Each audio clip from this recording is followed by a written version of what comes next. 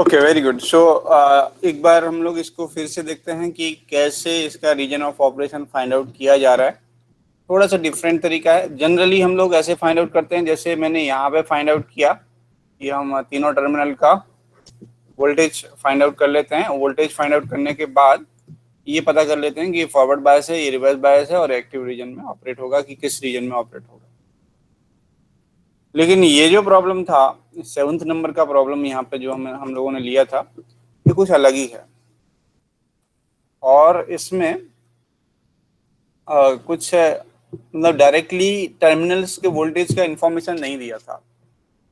जब टर्मिनल्स के वोल्टेज का इंफॉर्मेशन नहीं था तो उस केस में क्या करते हैं कि जब किसी प्रॉब्लम में टर्मिनल्स का इंफॉर्मेशन ना हो तो उस केस में क्या करते हैं कि सबसे पहले हम उस ट्रांजिस्टर को सैचुरेशन में एज्यूम कर लेते हैं। क्योंकि अगर आपके पास हर एक टर्मिनल का वोल्टेज अवेलेबल नहीं है तो, और जब भी आप उसका वोल्टेज फाइंड आउट करने की कोशिश करोगे तो किसी ना किसी जंक्शन से पास होना पड़ेगा। या तो कलेक्टर इमीटर जंक्शन, कलेक्टर से इमीटर के बीच में एक लूप मिलेगा, या फिर बेस इमीटर का लूप मिलेगा। किसी ना किसी एक जंक्शन से पास करना ही पड़ेगा। क्योंकि हम केवीएल से ही करंट फाइंड आउट करते हैं या वोल्टेज फाइंड आउट करने की कोशिश करते हैं तो केसीएल से निकलते हैं। तो उस केस में किसी ना किसी एक जंक्शन से हमें निकलना पड़ेगा। तो जंक्शन से जब आप निकलोगे तो उस जंक्शन का वोल्टेज पता होना चाहिए। और जंक्शन वोल्टेज उसकी कंडीशन पर डिपेंड करता है कि कौन से रीजन में ऑपरेट कर रहा है। कि अगर आपको यही पता नहीं है कि कौन से रीजन में ऑपरेट कर रहा है तो उसको सॉल्व कैसे कर पाओगे? बहुत बड़ा प्रॉब्लम हो गया। मतलब हमें पता ही नहीं है कि कौन से रीजन में ऑपरेट कर रहा है, और जब तक ये पता नहीं है कि कौन से रीजन में ऑपरेट कर रहा है तब तक हम उसके कलेक्टर इमीटर जंक्शन वोल्टेज या बेस इमीटर जंक्शन वोल्टेज के बारे में कुछ कह नहीं सकते हैं। तो इसको सॉल्व कैसे किया जाए? तो जब किसी का सॉल्यूशन पता नहीं होता है, सपोज आपको नहीं आता, एक मेथड होता है सब्स्टिट्यूशन मेथड, या एक मेथड ये होता है कि सॉल्यूशन को हम पहले एज्यूम कर लेते हैं और फिर उसके बाद उसको सब्स्टिट्यूट करते हैं और उसको उसके बेसिस में पता करते हैं कि ये सॉल्यूशन सही है कि नहीं है। ऐसा मेथड हमने कई बार यूज किया है। जैसे मल्टी वेरिएबल इक्वेशन जो होता है, जैसे मान लो x + y + z = 3 है, तो इसको हम किसी दूसरे तरीके से सॉल्व नहीं कर सकते। अगर आपके पास सिर्फ एक इक्वेशन दिया हुआ है x + y + z = 3, तो इसमें हम पहले एक सॉल्यूशन एज्यूम करते हैं कि x = 1, y = 1 एंड z = 1। और उसके बाद सब्स्टिट्यूट करके देखते हैं कि हाँ, और बाद में पता चलता है कि नहीं, इक्वेशन में लेफ्ट साइड की वैल्यू और राइट साइड की वैल्यू इक्वल आ जा रही है। इसलिए इसका ये जो सॉल्यूशन है x = 1, y = 1 एंड z = 1, ये सॉल्यूशन सही है। तो पहले हमने एज्यूम किया एक सॉल्यूशन। तो कोई एक क्वेश्चन कर सकता है कि सर ये आप पहले से ही हमने जब सॉल्यूशन पहले से ही मान लिया है तो सॉल्व करने की क्या जरूरत है? तो सॉल्व करने की जरूरत है क्योंकि आपको ये सॉल्यूशन प्रूव करना पड़ेगा कि हमारा ये सॉल्यूशन सही है। अगर आपने गलत सॉल्यूशन ले लिया होता, मान लो x = 0, y = 1 और z = 2 ले लिया होता, तब आपका आंसर हो सकता है कि सही नहीं आता। आपने कुछ एक अलग वैल्यू मान लो ले ली तो वो हो सकता है कि आंसर सही ना आए। तो इसलिए जो सॉल्यूशन हमने एज्यूम किया है उसको प्रूव करना पड़ता है। तो इसलिए अभी हम इस टाइप के जो प्रॉब्लम्स हैं, ट्रांजिस्टर के प्रॉब्लम्स हैं, उसमें एक सॉल्यूशन एज्यूम कर लेते हैं कि ट्रांजिस्टर सैचुरेशन में है। ये मान लेते हैं स्टार्टिंग में ही कि ट्रांजिस्टर सैचुरेशन में है। जब हमने मान लिया कि ट्रांजिस्टर सैचुरेशन में है तो हम उसके करंट्स को फाइंड आउट करते हैं। और करंट्स को फाइंड आउट करने के बाद देखते हैं कि ये करंट्स जो है उसके एक्चुअल कंडीशन को सेटिस्फाई कर रहा है या नहीं कर रहा है। ठीक है। अब यहाँ पे मैंने एक ट्रांजिस्टर दिया हुआ था और इस ट्रांजिस्टर के लिए सबसे पहले मैंने कलेक्टर इमीटर जंक्शन, इस ट्रांजिस्टर को पहले मान लिया है कि एज्यूम कर लिया है, assuming BJT is in saturation. Assume कर लिया मैंने एक कि ये इसका रीजन ऑफ ऑपरेशन सैचुरेशन है स्टार्टिंग में। अब हम इसको प्रूव करने की कोशिश करते हैं और ये एक्चुअली पता लगाते हैं कि हाँ, ये इसकी जो करंट वैल्यू आ रही है या जो भी वैल्यू आ रही है वो सैचुरेशन की आ रही है कि नहीं आ रही है। तो सबसे पहले ये अगर सैचुरेशन में है तो VCE सेट का वैल्यू 0.2 वोल्ट होता है। ये बात स्टैंडर्ड है, ये स्टैंडर्ड सेट किया हुआ है, जो कि मैंने लास्ट लेक्चर में स्टार्टिंग में वैल्यू बताई थी। और उसमें से 2 वैल्यू, मतलब VCE सेट की वैल्यू और VBE की वैल्यू, ये दोनों वैल्यू तो बहुत ज्यादा इंपॉर्टेंट है, ठीक है।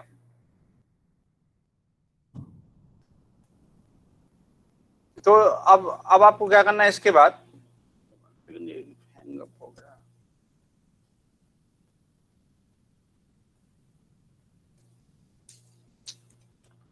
सॉरी हमारा सिस्टम कुछ प्रॉब्लम कर रहा है। हाँ, तो इसके बाद मैंने क्या किया है, यहाँ पर ये वैल्यू एज्यूम कर लिया, बीसी सेट का वैल्यू, और उसके उसी को लेते हुए मैंने कुछ सॉल्यूशन किया, केवीएल अप्लाई कर दिया कलेक्टर लूप में। केवीएल अप्लाई करने के बाद आईसी का एक वैल्यू आ गया है इतना। ये कब कब आया है, जब ये सैचुरेशन में है, एज्यूम किया हुआ है कि ये ट्रांजिस्टर सैचुरेशन में है, और इतना आईसी आया और आईई इतना आ गया, ठीक है।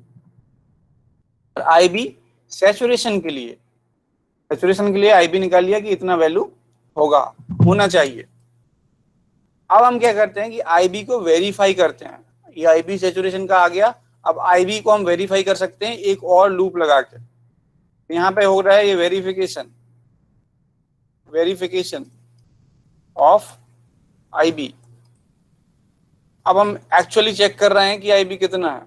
तो आईबी को कैलकुलेट करने के लिए यहाँ पे जो लूप है, ये वाला लूप है, इस लूप में केवीएल अप्लाई कर दिया फिर से।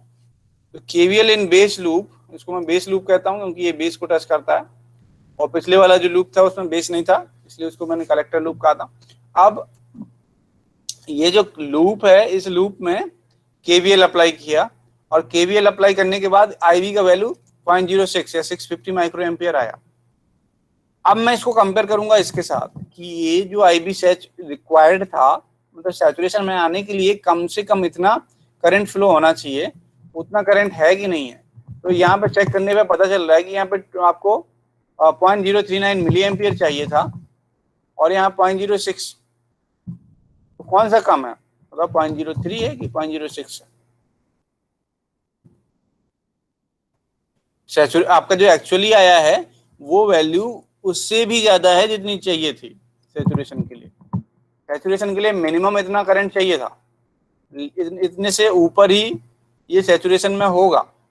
अब एक्चुअल जब निकाला तो उससे ज्यादा ही आ रहा है, मतलब यहाँ पे चाहिए था आपको 390 माइक्रो एम्पियर, और यहाँ पे 650 माइक्रो एम्पियर आ रहा है, तो उससे ज्यादा ही आ रहा है। जब उससे ज्यादा ही आ रहा है तो ये सैचुरेशन सही है, एक्चुअली सैचुरेशन में है। ये सिंपली इस तरीके से निकाला गया है। अब मैं एक एग्जांपल और ले लूं 9th नंबर का, ये 8 एग्जांपल्स हमने ऑलरेडी कंसीडर कर लिए थे, और आज अब मैं एक नया एग्जांपल लेता हूं, उससे और क्लियर होगा आपको। 9th नंबर का एग्जांपल ले लेते हैं। इसमें मेरे पास है, इसका सर्किट में बना देता हूं आपको, आपके पास। चलो ठीक है। इसमें ऐसा एक ट्रांजिस्टर है, एनपीएन ही है, और जिसमें बेस रेजिस्टेंस 200 किलो ओम है। मेरे साथ आपको अपने नोटबुक में भी बनाते जाना है, और उसके बाद जैसे ही मैं बोलूं तुरंत आपको सॉल्व करना है, और सॉल्व करके बताना है कि इसका कौन सा रीजन ऑफ ऑपरेशन है।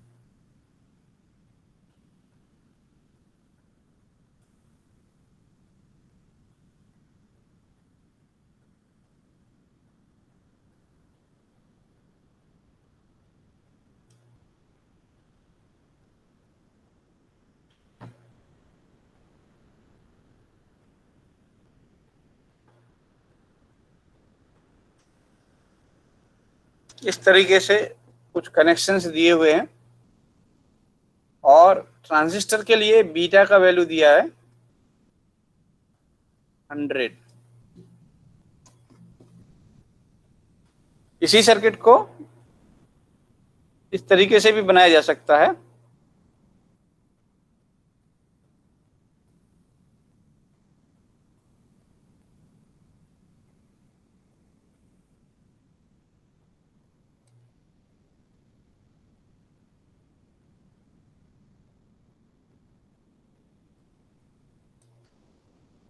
ये उसी का सिंप्लीफाइड फॉर्म है जो कभी कभी बुक्स में इतना ही बना के छोड़ देते हैं।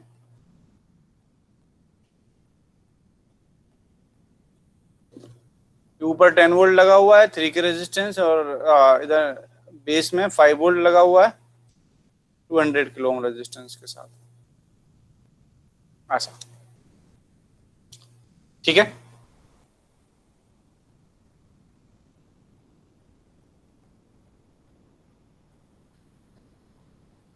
अब जैसे हमने पिछला प्रॉब्लम सॉल्व किया है वैसे ही इसको सॉल्व करने की कोशिश कीजिए और देखते हैं किसका आंसर सबसे पहले आता है।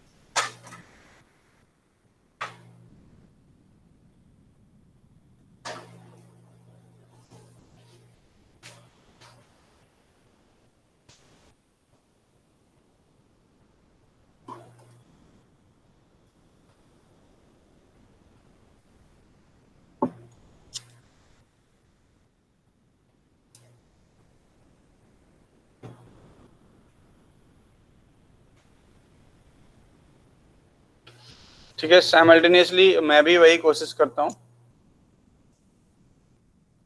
हम लोग क्या करते हैं, जैसे मैंने यहाँ तो आपको काफ़ी क्लियरली ये बना दिया था,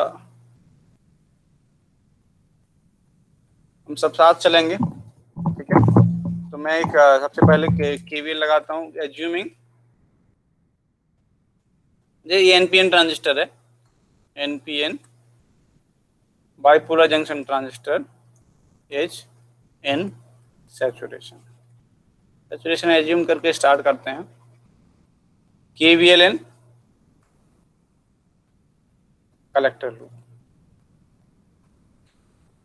अब मैं कलेक्टर लूप को एक बार फिर से बना देता हूँ। कलेक्टर लूप कैसा होगा, देखिए VCE जो होता है, ये VCE अगर है तो VCE ले लेता हूँ। VCE जो होता है वो 0.2 वोल्ट होता है, और इस साइड में 3 किलो ओम लगा हुआ है तो 3 के लिख लिया, और उसके नीचे 10 वोल्ट बना हुआ है, 10 वोल्ट लगा दिया, और 10 वोल्ट से नीचे तो सब कुछ ग्राउंड है, तो ये ग्राउंड से कनेक्ट कर दिया। ऐसा लूप है, और इससे करंट फ्लो का आई, देखो यहाँ पे, यहाँ तो कोई रेजिस्टेंस है नहीं तो IE का कोई सवाल ही नहीं है। करंट फ्लो हो रहा है IC, यहाँ से तरीके से IC फ्लो हो रहा है। फ्लो का डायरेक्शन ये है तो करंट प्लस यहाँ पे होगा, नीचे आगे माइनस होगा। अब इसमें हम लोग सेकंड टर्मिनल लेते हैं, ये प्लस होगा, जो बड़ा होता है वो प्लस होता है, जो छोटा होता है माइनस होता है। अब आप लीजिए 10, हम सेकंड टर्मिनल ले लें, 10 वोल्ट लिख लिया। 10 वोल्ट के बाद सेकंड टर्मिनल 3K का क्या है, माइनस, तो माइनस 3K इंटू IC, फिर क्या गया, minus 0.2 volt is equal to 0। इससे IC करंट कितना आएगा, करंट लिखिए चैट में, चैट ओपन कर लें। करंट की वैल्यू कितनी है, या फिर चलो ठीक है, हम लोग अब स्पीकर से ही बोलेंगे। ठीक है, चैट बंद करते हैं।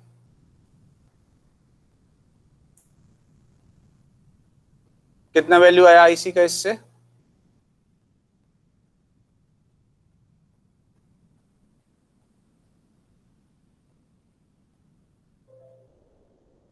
किसी का नहीं आया, इतना सिंपल सा है। तो 10 minus 0.2 9.8 volt divided by 3 into 10 to the power 3, कितना आया, कोई नहीं है क्या, तो 3.2 समथिंग।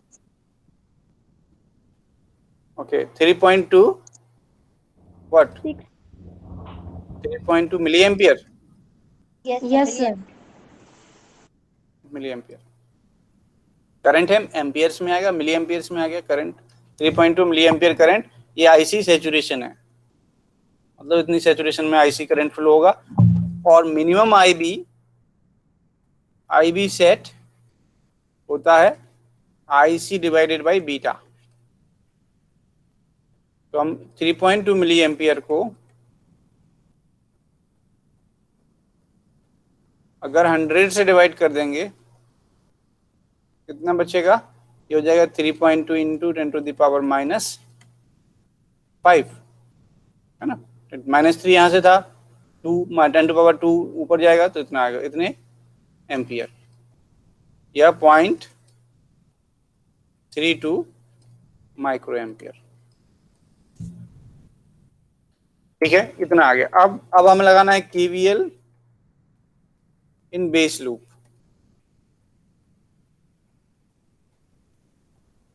बेस लूप में केवीएल लगाने के लिए आपको बेस देखना पड़ेगा, और बेस में क्या क्या कनेक्शन है वो देखना पड़ेगा। तो बेस में 5 वोल्ट है, 200 किलो ओम है, और ये वैल्यू होती है 0.7 वोल्ट एक्टिव।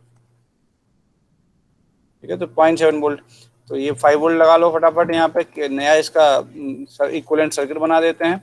ये 5 वोल्ट लगा हुआ है, 5 वोल्ट के बाद 200K का रेजिस्टेंस लगा हुआ है, और 200K के रेजिस्टेंस के बाद यहाँ पे ये बेस इमीटर जंक्शन जो है वो है 0.7 वोल्ट का। ठीक है, तो ऐसा ले लिया, ये सर्किट है। इसमें आईबी का वैल्यू फटाफट फाइंड आउट कीजिए कितना होगा। केवीएल से क्या होगा, केवीएल आप लगाओगे, यहाँ से करंट क्या फ्लो हो रहा है, आईबी करंट फ्लो हो रहा है। ठीक है, तो क्या हो जाएगा, सेकंड टर्मिनल लेते हैं, 5 volt -200K into IB -0.7 volt is equal to 0। IB equal to कितना आएगा, 5 - 0.7 4.3 वोल्ट डिवाइडेड बाई 200K, कितनी वैल्यू आई, 0.0215। 0.0215 क्या, milli ampere micro ampere, milli ampere. इतने मिली एम्पियर आ गया, है ना, मतलब 10⁻³ तो ये तो बहुत कम वैल्यू आ गई इसकी। इससे देखो, इसमें 0.32 रिक्वायर्ड था और आया कितना,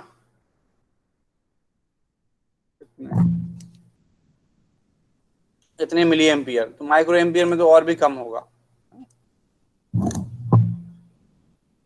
इतना 0.02 मिली एम्पियर आ रहा है, और अब वो रिक्वायर्ड था 32 माइक्रो एम्पियर। तो इसको हम अगर मिली एम्पियर में लिखें, माइक्रो एम्पियर में लिखें, तो इसको लिख सकते हैं 21, ये 21.5, है ना, माइक्रो एम्पियर, ऐसा लिख सकते हैं क्या, यस सर। मतलब 21 माइक्रो एम्पियर आ गया। और यहाँ पे कितना चाहिए था आपको, 0.03 और 0.32 माइक्रो एम्पियर। तो ये भी क्या आएगा, सैचुरेशन, ये भी सैचुरेशन आ गया। अब एक आध एग्जांपल दूसरे रीजन का देते हैं, या तो वही रीजन आ गया इसमें भी।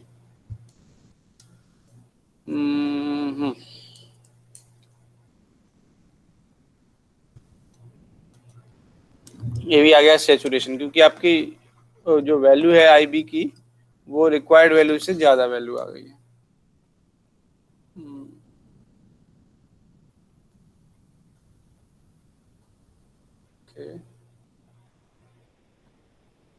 जैसे इसमें आईबी आया था 21.5 माइक्रो एम्पियर, और आईबी मिनिमम था 32। ये तो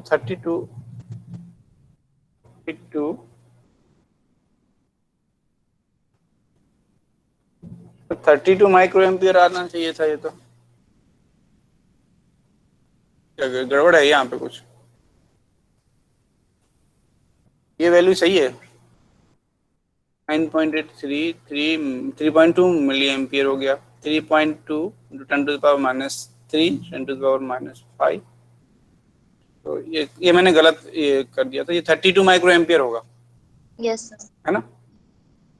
तो ये 32 माइक्रो एम्पियर आईबी चाहिए आपको, और आया कितना है 21, सैचुरेशन नहीं होगा।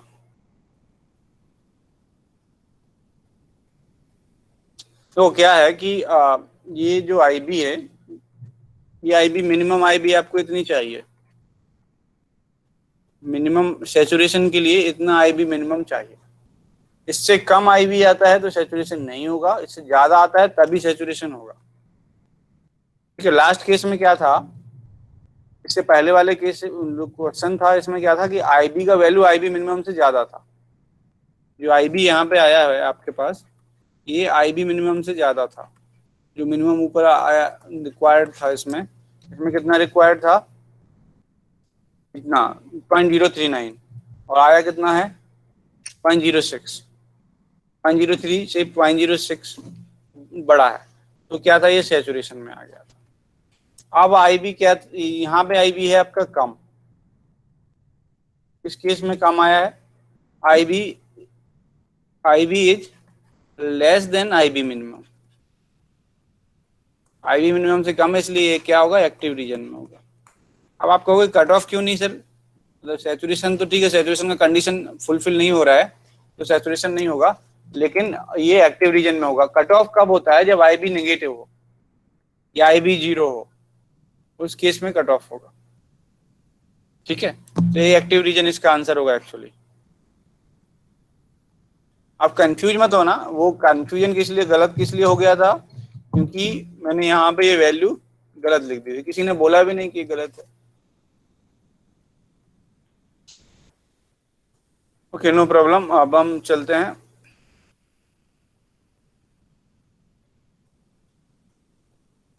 दूसरे, एक और प्रॉब्लम लेते हैं।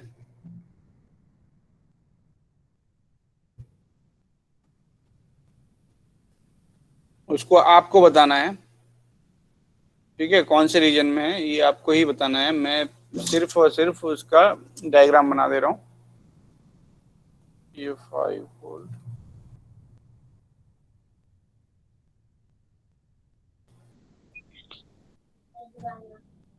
Okay okay. एक बार और से पिछला क्वेश्चन समझा दीजिए।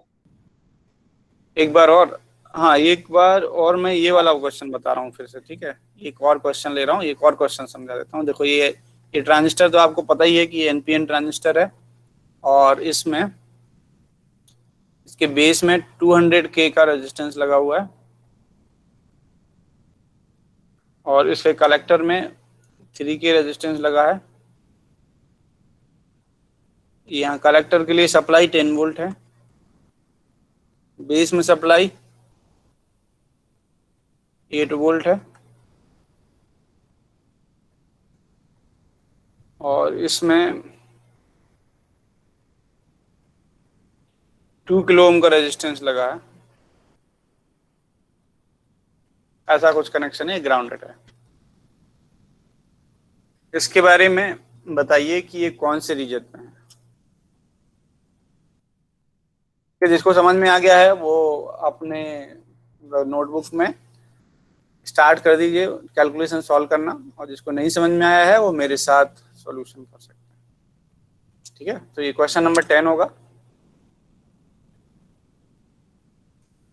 न्यूमेरिकल्स का।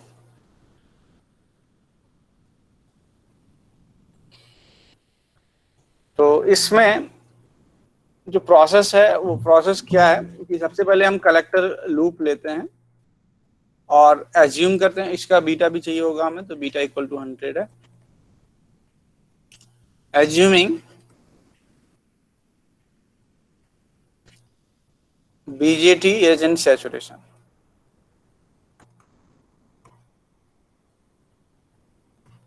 ठीक है, and so VCE in saturation is equal to 0.2।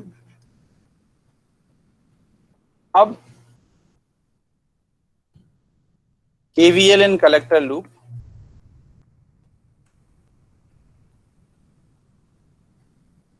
Collector loop में KVL लगाते हैं, तो कलेक्टर लूप में यहाँ पे बना दूं। कलेक्टर लूप में आप देखिए 10 वोल्ट की बैटरी लगी है, 3K का रेजिस्टेंस लगा हुआ है, और VCE जो है 0.2 वोल्ट है। तो 10 वोल्ट की बैटरी जो ऊपर लगी हुई है, उसका मतलब ये है कि उसका जो दूसरा टर्मिनल है वो ग्राउंड से जुड़ा हुआ है। तो मैंने उसके दूसरे टर्मिनल को ग्राउंड से जोड़ दिया, ये ग्राउंड है मेरा, और 10 वोल्ट की बैटरी का दूसरा जो टर्मिनल, एक टर्मिनल ग्राउंड से जुड़ गया, दूसरे टर्मिनल से 3 किलो ओम का रेजिस्टेंस जुड़ा हुआ है, तो 3 किलो ओम का रेजिस्टेंस जोड़ देते हैं। ये 3 किलो ओम का रेजिस्टेंस जोड़ दिया, और 3 किलो ओम के रेजिस्टेंस के बाद ये हम सीई, ये कलेक्टर होता है, ये मीटर होता है, तो कलेक्टर इमीटर जंक्शन से, कलेक्टर इमीटर से पास होते हैं, तो VCE का वैल्यू हमें पता ही है कि ये 0.2 वोल्ट का VCE है, तो मैंने VCE को 0.2 वोल्ट की बैटरी से रिप्लेस कर दिया, और इस तरीके से मेरा एक कलेक्टर लूप बन गया। ठीक है, चलो अपन ब्लैक से रखेंगे। अब कलेक्टर लूप बन गया, और ये इस तरीके से, इसमें मैंने कुछ चीज मिस कर दी। क्या मिस कर दिया? सर एक resistance 2 kilo ohm. 2 kilo ohm का रेजिस्टेंस रह गया है, क्योंकि इससे भी हम, ये हमारे लूप में ये भी आएगा रेजिस्टेंस। ठीक है, तो यहाँ पे एक रेजिस्टेंस 2 किलो ओम का होगा, और इसकी खास बात ये है कि इस 2 किलो ओम से करंट IE फ्लो होता है, और इस 3 किलो ओम से करंट IC फ्लो होता है। वैसे तो IC और IE लगभग इक्वल होते हैं, लेकिन थोड़े से डिफरेंट भी होता है। ये है ना, इस सर्किट को ध्यान से देखो, तो यहाँ से करंट IC फ्लो होगा, क्योंकि ये कलेक्टर का रेजिस्टेंस है, और ये रेजिस्टेंस इमीटर से जुड़ा है, इसलिए इसमें इमीटर करंट फ्लो होगा IE। अब ये वाला काम हम लोगों ने पिछले, जो सबसे पहला को प्रॉब्लम लिया था मैंने, उसमें भी ऐसी टाइप का प्रॉब्लम लिया था, उसमें भी ये रेजिस्टेंस था, देखो यहाँ पर, और मैंने IE की वैल्यू IC के थ्रू फाइंड आउट की थी। यहाँ पे IE को IC से रिप्लेस कर दिया था। काम कैसे किया था हम लोगों ने? सबसे पहले मैंने ये लिख दिया था कि I equal to IB plus IC होता है, और I equal to IC upon beta plus IC लिख सकते हैं, तो IE equal to 1 plus beta divided by beta IC होता है। और उसके बाद KVL अप्लाई किया था, और KVL अप्लाई करने से IC निकाला था, IC से IE निकल आया था। तो वैसे ही सेम प्रोसेस से हम लोग अभी सॉल्व करते हैं। KVL लगा लेते हैं। KVL में हम सेकेंड टर्मिनल से स्टार्ट करते हैं। हम यहाँ पे चूंकि ये प्लस होगा, ये माइनस होगा, करंट का डायरेक्शन डाउनवर्ड्स है, इसलिए ये प्लस होगा, ये माइनस होगा, ये वाला प्लस होगा, ये माइनस होगा, ये बैटरी का प्लस, ये माइनस। ठीक है, हम सेकेंड लेते हैं, तो 10 वोल्ट को प्लस लिया जाएगा। उसके बाद 3K क्या होगा? माइनस होगा, 3K इंटू IC। अगला होगा माइनस 0.2 वोल्ट, फिर होगा minus 2K into IE is equal to 0। पूरा हो गया लूप, क्योंकि हमने 10 वोल्ट से स्टार्ट किया था, 10 वोल्ट पे पहुंच गए, लूप पूरा हो गया, तो इक्वल टू 0 लिख दोगे। फिर अब क्या करना है? IC का वैल्यू फाइंड आउट करना है। तो हम क्या करते हैं, इसको सिंपल करने के लिए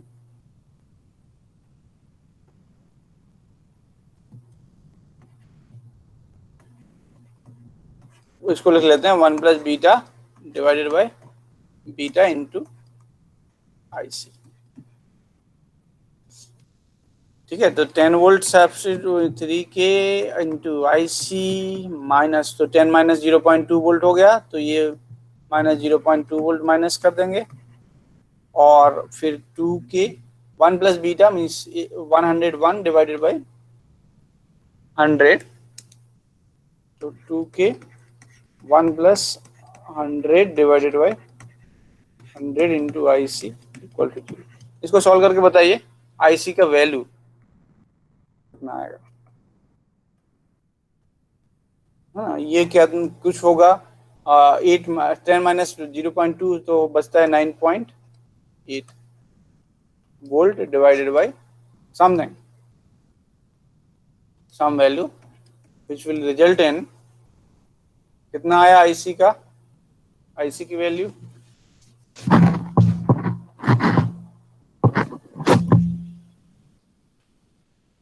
IC की वैल्यू कितनी मिली आपको? 1.95 milli ampere. 1.95 milli ampere. 1.95 milli ampere इतनी आ गई है, ठीक है। और किसी की अगर अलग आ रही हो तो बता देना अभी, क्योंकि ये गलत हो जाएगा तो फिर आपका आंसर गलत हो जाएगा। कुछ दूसरी वैल्यू तो नहीं आ रही किसी के पास?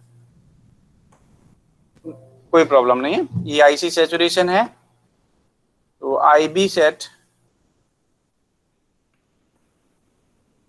कितना होगा? IC divided by beta 1.95 milliampere divided by 100, that is 1.95 10 to the power minus 5 milliampere। तो ये कितना हो जाएगा? 19.5 माइक्रो एम्पियर। अब हम फिर से लगाएंगे KVL इन बेस लूप।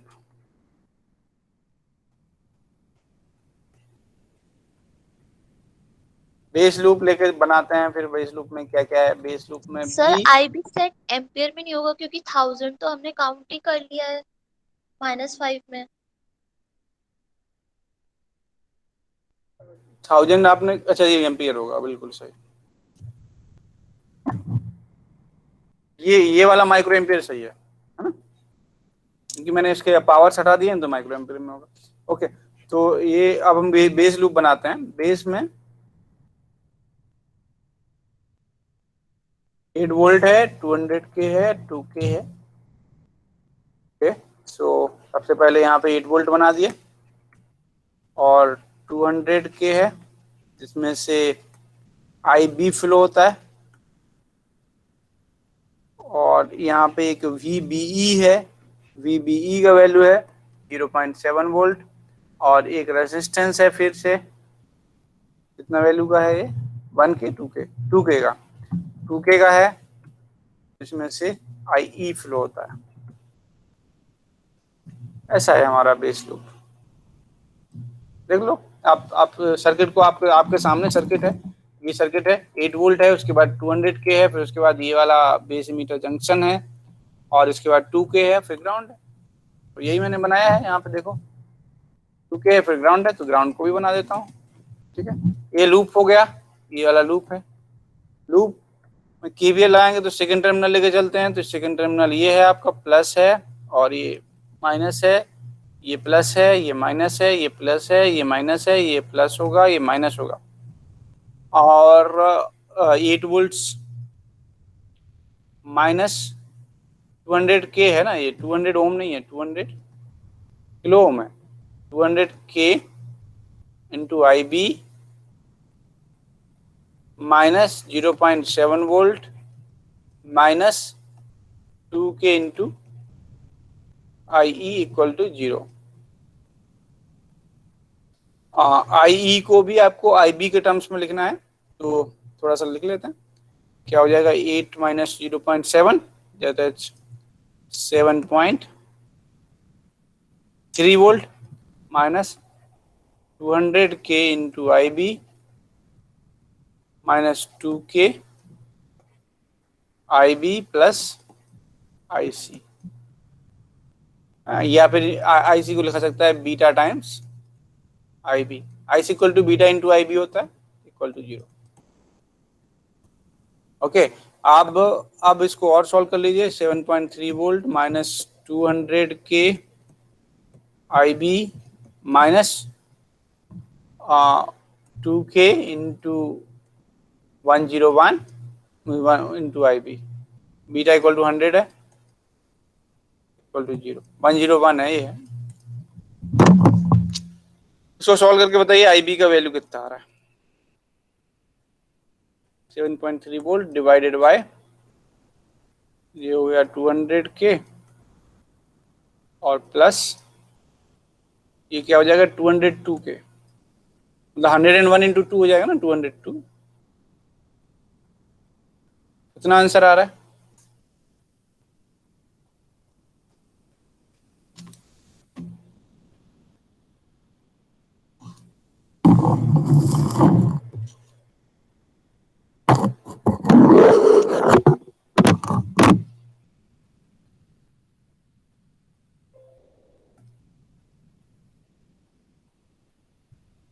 किसी से पूछूं इसमें से?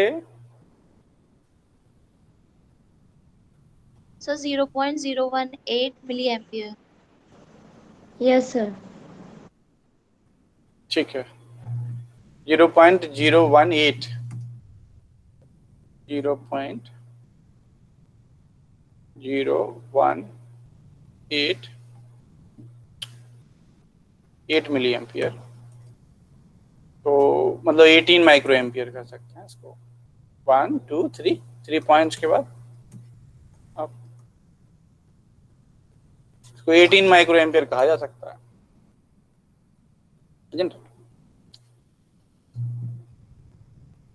ठीक है, तो क्या कंक्लूजन है इसमें? Active region. 18 यहाँ पर है आपके पास और 19 वहां पे है। ये रीजन है एक्टिव रीजन।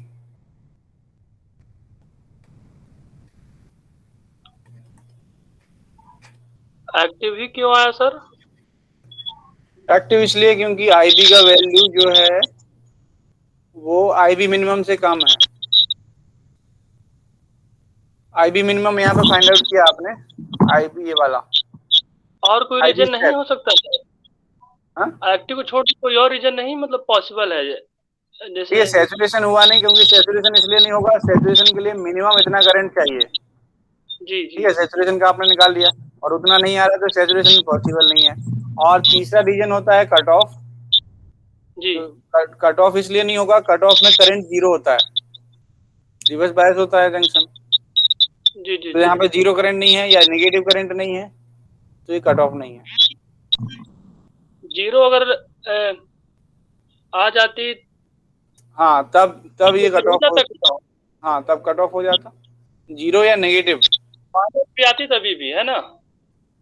हाँ, अगर जीरो वैल्यू आती या नेगेटिव वैल्यू आती तो कट ऑफ ही होता। Okay sir, thank you.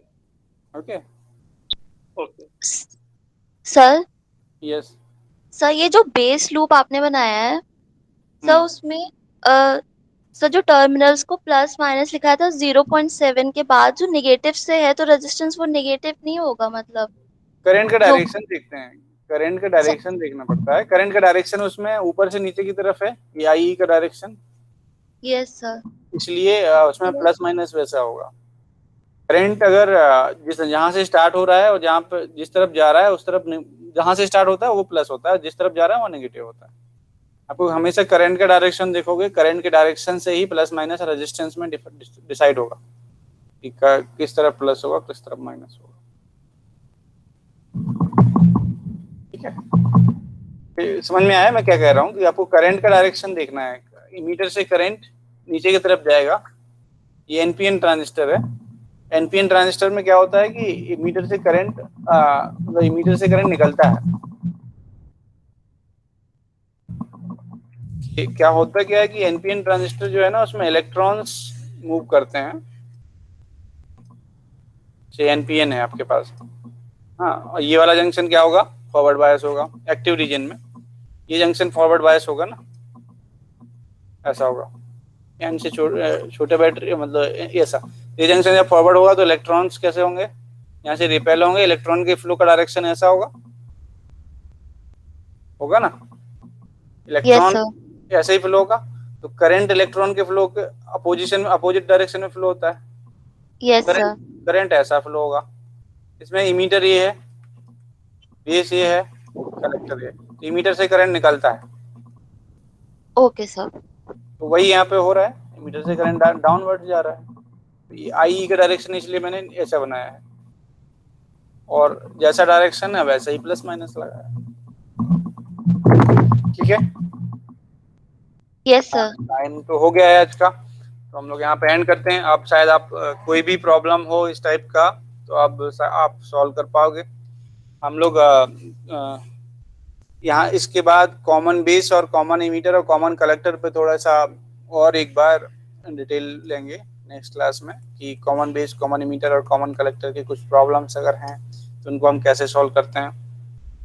हाँ, और कॉमन इमीटर, कॉमन बेस और कॉमन कलेक्टर में डिफरेंस क्या होता है, ये तो बात सबको समझ में आती है कि कॉमन बेस क्या होता है, ये तो सबको क्लियर है।